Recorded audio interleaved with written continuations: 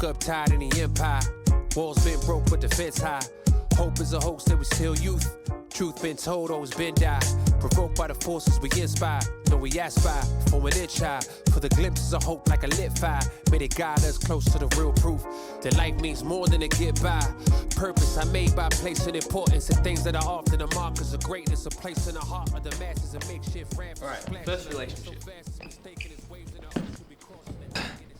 The first relationship, your craft or your field of study. My biggest piece of advice for this relationship is to shift from a student that works passively and works in solitude to a student that's more verbally expressive and wants to learn with others and not just from others. Engage with your field of study, attend those networking events. Make an effort to get to know your professors and their amazing projects. Make an effort to get to know the world around you, the people around you, and the problems that these people are trying to solve from all over the world, specific to your field. When you start seeing your professors as people who are working on fascinating projects as opposed to just grade givers, and when you understand the conversations happening with you respective to your field of study, your studies shift from feeling like an isolated task to feeling like you're joining an ongoing conversation with all of these amazing people who are each working on their own individual pieces of a puzzle that is much bigger than all of us combined.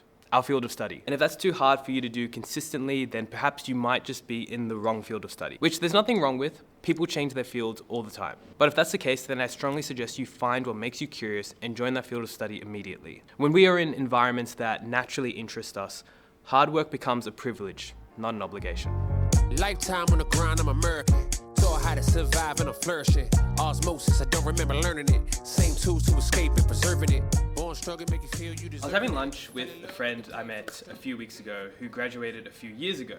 And he was basically saying, make all the friends you can in uni because after that, it's all downhill.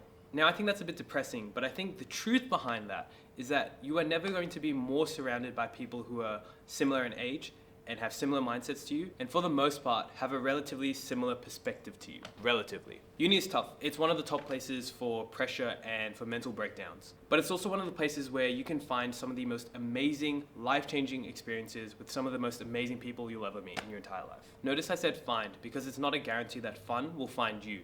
You have to actively search for it. Going on exchange had to be the best decision I'd ever made in my university career, and it's probably the greatest thing I've ever done in my entire life. Traveling with people my age all around the world with one goal in common, to see and experience everything.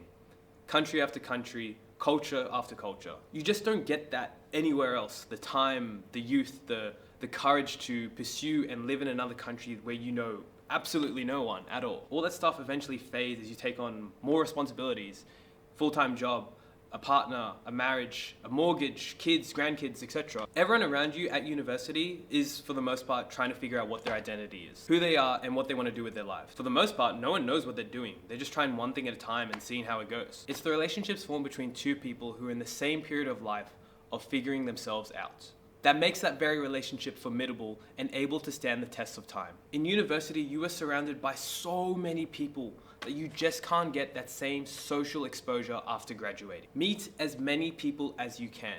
Talk to as many minds as possible. Pick out the mannerisms and mindsets that you wish to embody and reject those that you do not want to have. Expose yourself to as many social circles and cultures of thought to figure out what represents the truest you. There's a lot we can learn from others, and often there's a lot we can learn about ourselves from everyone else around.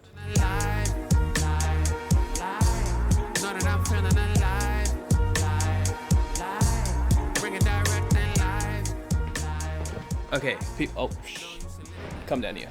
All right. Finally, the relationship that people barely talk about, the one that we have with ourselves. Amongst all this chaos of new ways of learning, new environments, new hobbies, new friends, there's you. You were there on the last day of high school. You saw all of your failures, you saw all of your successes, and now here you are at university. Uni serves as an excellent atmosphere for reinvention because no one expects anything of you. Not a single thing. You want to skip all of your lectures and cram the night before the exam, go ahead. No one's stopping you. You want to study for 8 hours a day for the entire semester, get all of your HDs and the university medal, go ahead and good luck. No one is going to care more than you.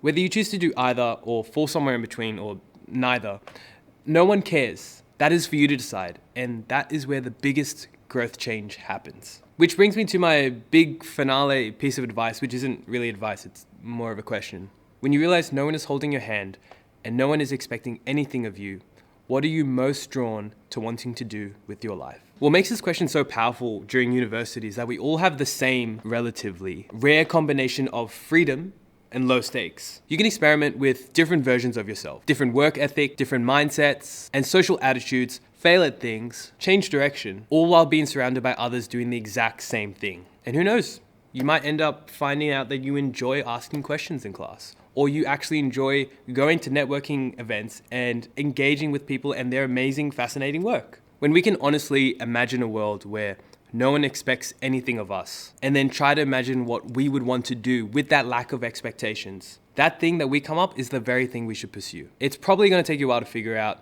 sit on it, ponder it. If you enjoyed this video, please drop a like and comment down below. And if you enjoy this kind of content, subscribe, because I'm gonna be posting more like this. I'll see you guys in the next one. Look, it's more to this life than just wrong and the right. You don't learn first time, pay the cost for it twice. Everybody wanna be a critic, never did shit but solicit advice. Gotta know when to fold, gotta know when to fight, gotta know what's the goal if you don't pay the price. Shape looking nice, shit she good for the night, but I know that I can't turn a hoe to a wife. Can't find peace in this world without peace in myself. Where they at when I need